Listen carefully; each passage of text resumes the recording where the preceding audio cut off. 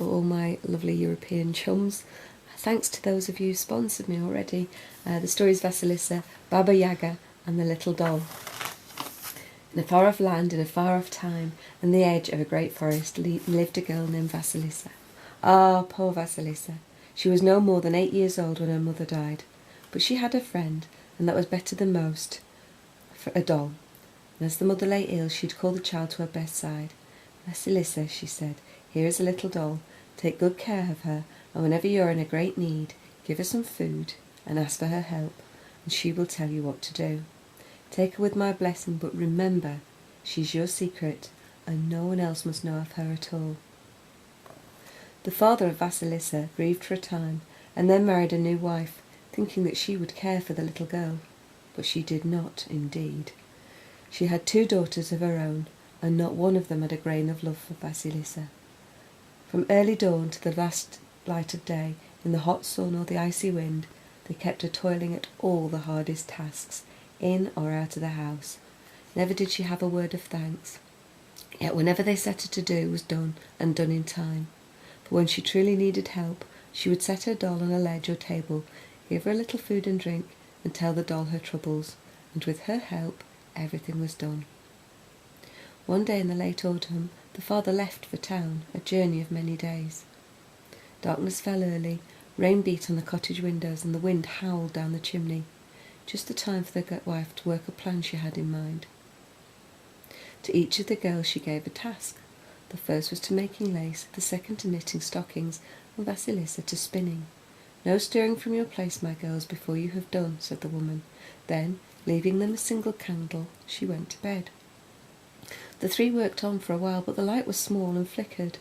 One sister pretended to trim the wick, and it went out altogether, just as the mother had planned. Now we're in trouble, said the girl, for where's the new light to come from?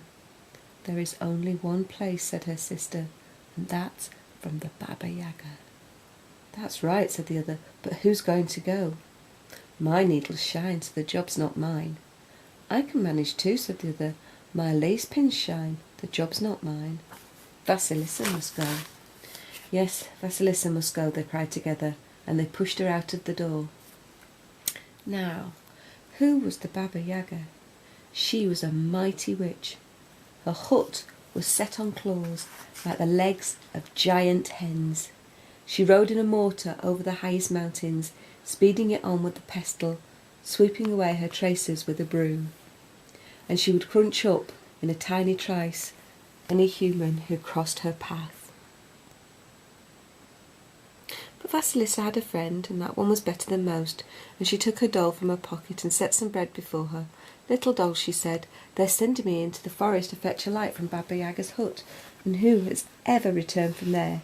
Help me, little doll. Have no fear, she said. When I'm with you, nothing can do you harm. But remember, no one else must know of your secret. Now let us start. How dark it was in the forest of towering trees, how the leaves hissed, how the branches creaked and moaned in the wind. But Vasilisa walked resolutely on, hour after hour. Suddenly the earth began to tremble, and a horseman thundered by. Both horse and rider were glittering white, swirling cloak and bridle too, and as they passed, the sky showed the first white of dawn. Vasilisa journeyed on, and then again she heard a thundering noise, and a second horse and rider flashed into sight.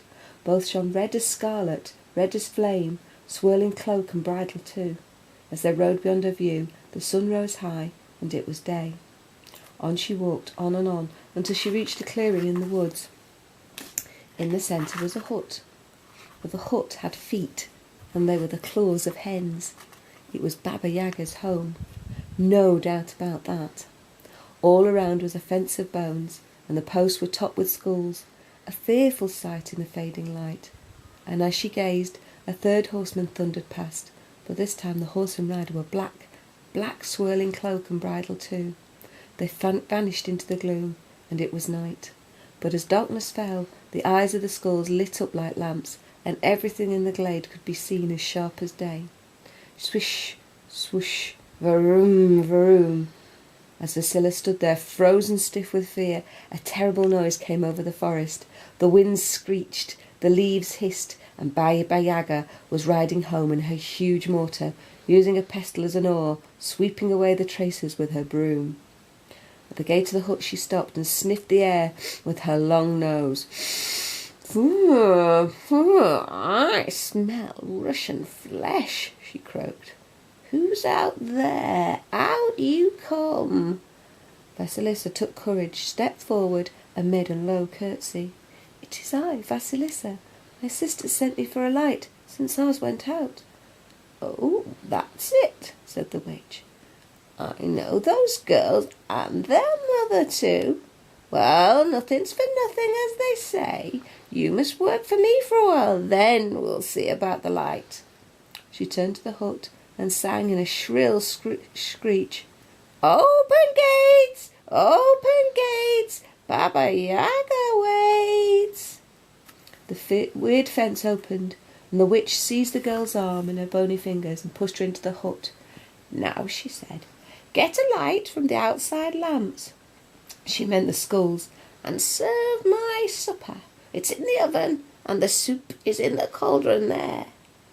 She lay down on a bench while Vasilisa carried the food to the table until she was quite worn out, but she dared not stop, and the witch devoured more than 10 strong men could have eaten, whole geese and hens and roasted pigs, loaf after loaf, huge buckets of beer and wine, cider and Russian kvass. At last all that remained was a crust of bread. There's your supper, girl, said the witch, but you must earn it, mind. I don't like greed. While I'm off tomorrow, you must clear out the yard. It hasn't been touched for years, and quite blocks out the view. Then you must sweep the hut, wash the linen, cook the dinner, and mind you cook enough. I was half starved tonight. Then, for I'll have no lazy bones around, there's another little job. You see that sack is full of black beans, wheat, and poppy seed. Some other things too, I dare say. Sort them into their separate lots, and if a single one is out of place, into the cauldron you shall go, and I'll crunch you up for breakfast in a trice. And so saying, she lay down by the stove and was instantly fastly asleep.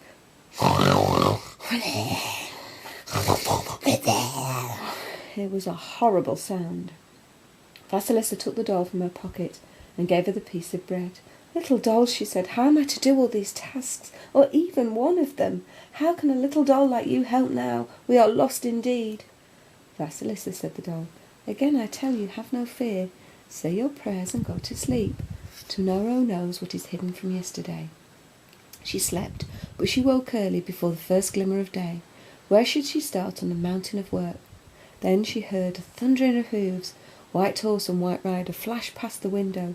Suddenly it was dawn. The light in the skull's eyes dwindled and went out. Then the poor girl hid in the shadows, for she saw Baba Yaga get to her feet and shuffle to the door. There the witch gave a piercing whistle.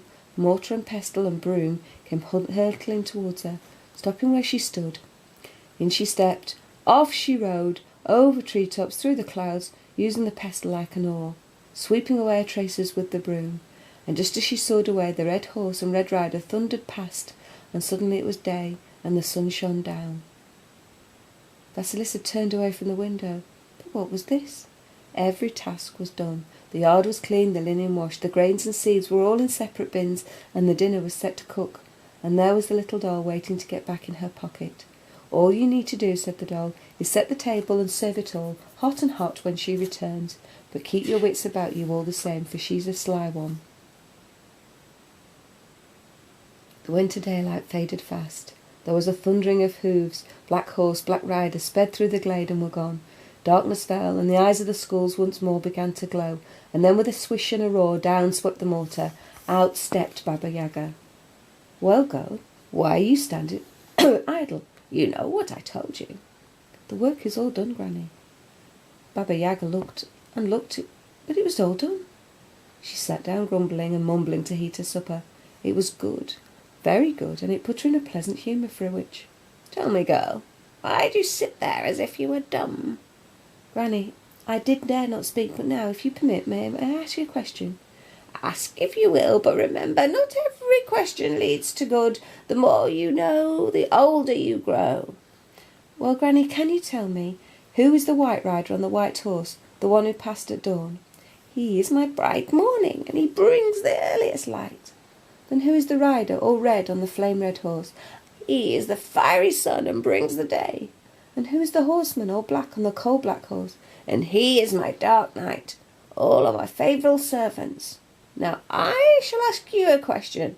Mind you answer me properly. How did you do all those tasks I set you?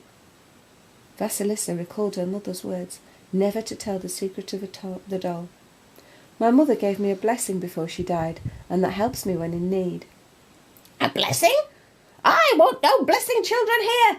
Out you get. Away, away. And she pushed her through the door. You've earned your pay, now take it. She took down one of the gatepost skulls, fixed it on a stick, and thrust it into Vasilisa's hands. Now, off!